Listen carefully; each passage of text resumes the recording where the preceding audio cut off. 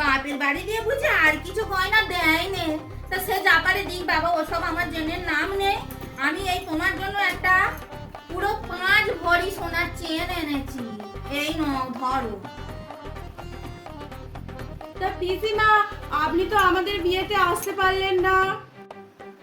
বৌমা কি বলতো, বাতের ব্যথাটা এত বেড়েছে, আমি আর বিয়ে বাড়ি আরে যেতে পারিনি। ওই জন্য তো তোমার এই মুখখানা দেখবো বলে এই সময় এলুম। তুমি জানো আবার আমাকে থাকতে থাকতে বলোনি বাবু, আমি আবার থাকতে পারবো নি। না পিসিমা, দুদিন না থাকো, আজ রাতটা তুমি থেকে যাও।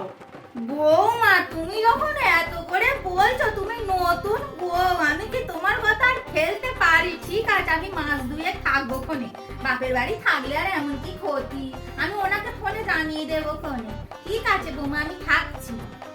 বুড়িকে একদিন থাকতে বলেছি নাকি 2 মাস থাকবে, কেন যে বলতে গেলুম বাবা।